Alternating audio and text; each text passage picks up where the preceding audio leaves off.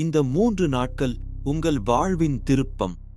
பண்டைய காலம் தொட்டே நமது கலாச்சாரத்தில் எண்ணெய் தேய்த்து குளிப்பது ஒரு முக்கிய சடங்காக இருந்து வருகிறது. ஆனால் செவ்வாய், வியாழன், ஞாயிறு ஆகிய 3 நாட்களில் எண்ணெய் தேய்த்து குளிக்க கூடாது என்று பெரியவர்கள் கூறுவார்கள். இது வெறும் மூடநம்பிக்கையா அல்லது இதற்கு பின்னால் மறைந்திருக்கும் அறிவியல் காரணங்கள் என்ன?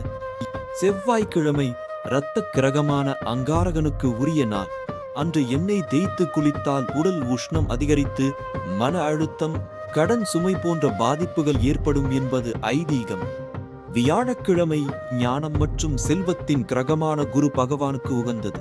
அன்று எண்ணெய் தேய்த்தால் குருவின் பலம் குறைந்து செல்வ இழப்பு ஏற்படும் என்று சாஸ்திரங்கள் கூறுகின்றன. ஞாயிற்றுக்கிழமை சூரிய பகவானுக்கு உரிய நாள். சனி பகவானும் சூரிய பகவானும் தந்தை மகன் என்ற உறவு கொண்டிருந்தாலும் அவர்களுக்குள் ஒரு பகை உணர்வு உண்டு. அன்று சனிக்குரிய எண்ணெயை பயன்படுத்தினால் இரு கிரகங்களின் பகைமையால் உடல்நலக் குறைவு, பித்தம் சம்பந்தமான நோய்கள் ஏற்படக்கூடும் என்பது நம்பிக்கை. சனி நீராடி என்ற வாக்கிற்கேற்ப சனிக்கிழமைகளில் எண்ணெய் தேய்த்து குளிப்பதே சிறந்த பலன்களை தரும். சனி பகவான் குளிர்ச்சியான கிரகம்.